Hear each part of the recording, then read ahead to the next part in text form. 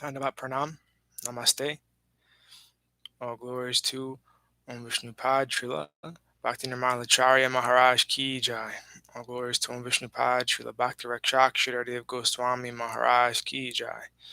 All glories to Om Vishnupad Srila A.C. Bhaktivedanta Swami Prabhupada Ki Jai. All glories to Śrīmad-Bhāgavatam Ki Jai. Om Namo Bhagavate Vasudevaya. Canto 1, Chapter 6, Text 31. Antarbahishcha lokamstrin paryemyasandita vrata anugrahan mahavishnur avhigata gati kvachit. Since then, by the grace of the Almighty Vishnu, I travel everywhere without restriction, both in the transcendental world and in the three divisions of the material world. This is because I am fixed in unbroken devotional service of the Lord. Purport. As stated in the Bhagavad Gita, there are three divisions of the material spheres, namely the Urdhva Loka, topmost planet, Madhya Loka, midway planets, and Adho Loka, downward planets. Beyond the Urdhva Loka planets, that is to say, above the Brahma Loka, are the material coverings of the universes, and above that is the spiritual sky, which is unlimited in expansion, containing unlimited self-illumined Vaikuntha planets inhabited by God Himself, along with His associates, who are all eternally liberated living entities. Sri Nārada Muni could enter all these planets in both the material and spiritual spheres, without restriction, as much as the Almighty Lord is free to move personally in any part of His creation. In the material world, the living beings are influenced by three material modes of nature, namely goodness, passion, and ignorance. But Sri Narada Muni is transcendental to all these material modes, and thus he can travel everywhere unrestricted. He is a liberated spaceman. The causeless mercy of Lord Vishnu is unparalleled, and such mercy is perceived by the devotees only by the grace of the Lord. Therefore, the devotees never fall down. But the materialists, i.e., the fruitive workers and the speculative philosophers, do fall down, being forced by their respective modes of nature. The rishis, as above mentioned, cannot enter into the transcendental world like Nārada. This fact is disclosed in the Narasimha Purāna. Rishis like Marichi are authorities in fruitive work, and rishis like Sanaka and Sanatana are authorities in philosophical speculations. But Sri Narada Muni is the prime authority for transcendental devotional service of the Lord. All the great authorities in the devotional service of the Lord follow in the footsteps of Narada Muni in the order of the Narada Bhakti Sutra. And therefore all the devotees of the Lord are unhesitatingly qualified to enter into the kingdom of God, Vaikuntha.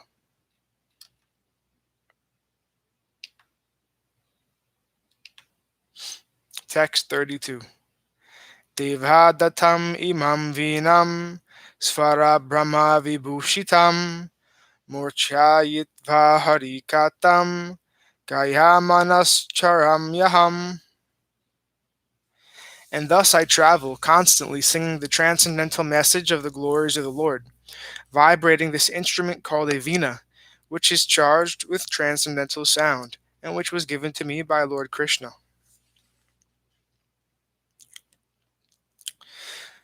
Purport. The musical stringed instrument called the veena, which was handed to Narada by Lord Sri Krishna, is described in the Linga Purāna, and thus is confirmed by Srila Jiva Goswami. This transcendental instrument is identical with Lord Sri Krishna and Narada because all of them are of the same transcendental category. Sound vibrated by the instrument cannot be material, and therefore the glories and pastimes which are broadcast by the instrument of Narada are also transcendental, without a tinge of material inebriety. The seven singing meters, namely Sa, Sajja, are Rishabha, Ga, Gandhara, Ma, Madhyama, Pa, Panchama, Aha, Dhaivata, and Ni, nishada, are also transcendental and specifically meant for transcendental songs. As a pure devotee of the Lord, Sri Narada is always fulfilling his obligation to the Lord for his gift of the instrument, and thus he is always engaged in singing his transcendental glories, and is therefore infallible in his exalted position. Following in the footsteps of Srila Narada Muni, a self-realized soul in the material world should also properly use the sound meters, namely sa, ra, ga, ma, etc., in the service of the Lord by constantly singing the glories of the Lord as confirmed in Bhagavad Gita. Text 33. Praghayata swaviryani tirthapada priya shrava ahutaiva me sigram darshanam yati chetasi. The Supreme Lord Sri Krishna, whose glories and activities are pleasing to hear, at once appears on the seat of my heart, as if called for as soon as I begin to chant his holy activities. Purport. The absolute personality of Godhead is not different from his transcendental name, form, pastimes, and the sound vibrations thereof. As soon as uh, as soon as a pure devotee engages himself in the pure devotional service of hearing, chanting, and remembering the name, fame, and activities of the Lord, at once he becomes visible to the transcendental eyes of the pure devotee by reflecting himself on the mirror of the heart by spiritual television. Therefore, a pure devotee who is related with the Lord in loving transcendental service can experience the presence of the Lord at every moment.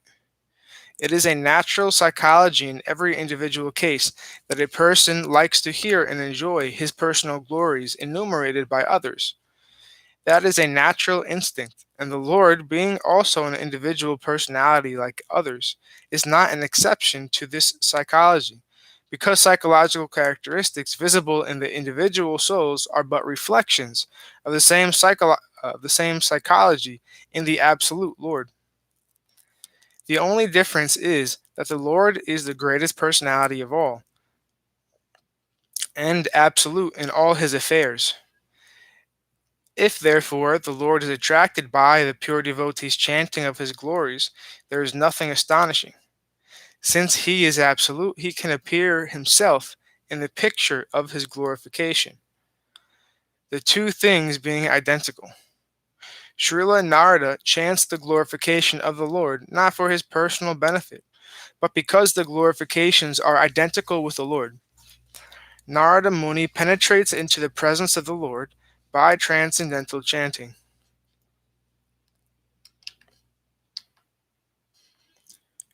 Text 34. Etadyatura chittanam matra sparsheschaya bhava sindhu plavo dristo harichayanu varnanam. It is personally experienced by me that those who are always full of cares and anxieties due to desiring contact of the senses with their objects can cross the ocean of nescience on a most suitable boat. The constant chanting of the transcendental activities of the personality of Godhead. Purport. The symptom of a living being is that he cannot remain silent even for some time. He must be doing something, thinking of something, or talking about something. Generally, the materialistic men think and discuss about subjects which satisfy their senses.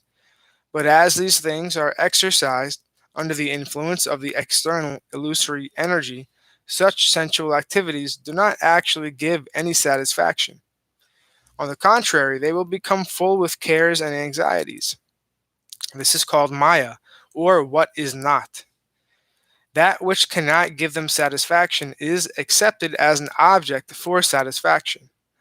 So Narada Muni, by his personal experience, says that satisfaction for such frustrated beings engaged in sense gratification is to chant always the activities of the Lord. The point is that the subject matter only should be changed. No one can check the thinking activities of a living being, nor the feeling, willing, or working processes. But if one wants actual happiness, one must change the subject matter only. Instead of talking of the politics of a dying man, one must discuss the politics administered by the Lord himself.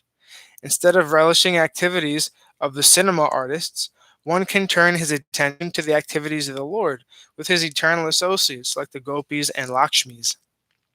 The almighty personality of Godhead, by his causeless mercy, descends to the earth and manifests activities almost on the line of the worldly men, but at the same time extraordinarily, because he is almighty. He does so for the benefit of all conditioned souls, so that they can turn their attention to transcendence. By doing so, the conditioned soul will gradually be promoted to the transcendental position and easily cross the ocean of nescience, the source of all miseries.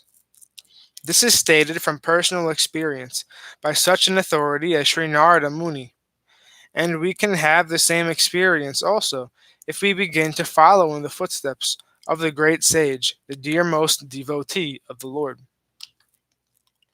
Text 35.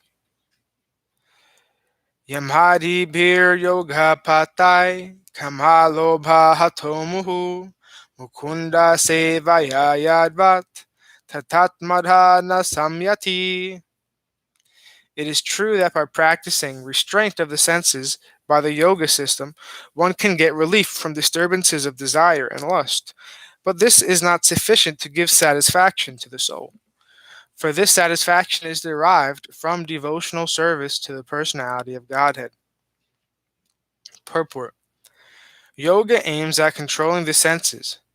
By practice of the mystic process of bodily exercise in sitting, thinking, feeling, willing, concentrating, meditating, and at last being merged into transcendence, one can control the senses.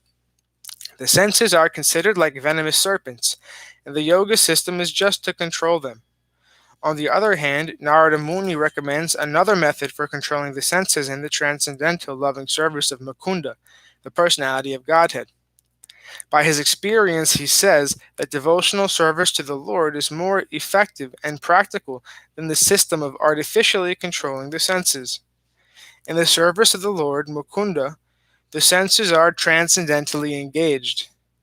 Thus, there is no chance of their being engaged in sense satisfaction.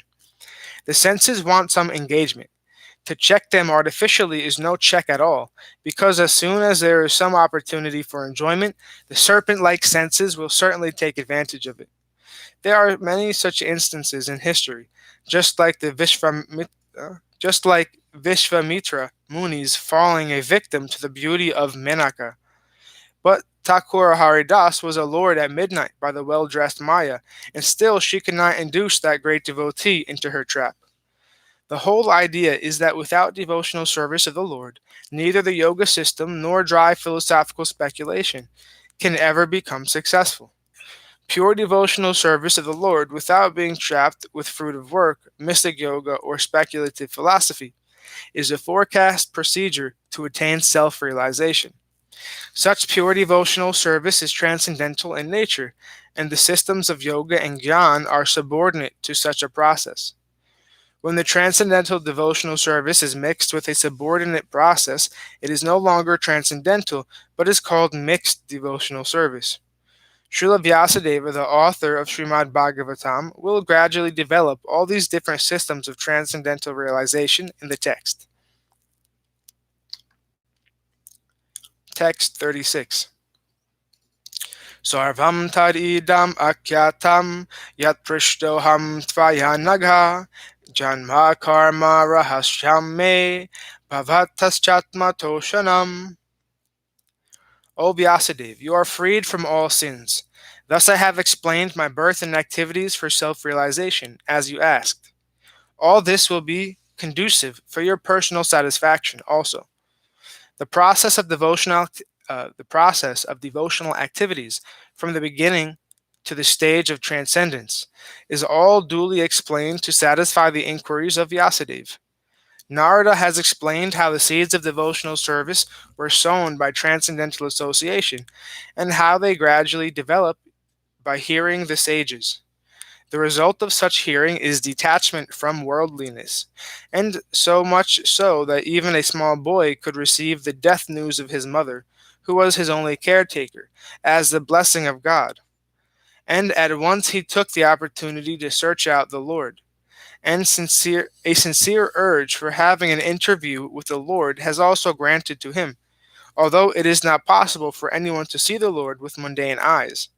He also explained how, by execution of pure transcendental service, one can get rid of the fruit of action of accumulated work, and how he transformed his material body into a spiritual one. The spiritual body is alone able to enter into the spiritual realm of the Lord, and no one but a pure devotee is eligible to enter into the kingdom of God. All the mysteries of transcendental realization are duly experienced by Narada Muni himself, and therefore, by hearing such an authority, one can have some idea of the results of devotional life, which are hardly delineated even in the original texts of the Vedas. In the Vedas and Upanishads, there are only indirect hints of all of this. Nothing is directly explained there, and therefore Śrīmad-Bhāgavatam is the mature fruit of all Vedic trees of literatures.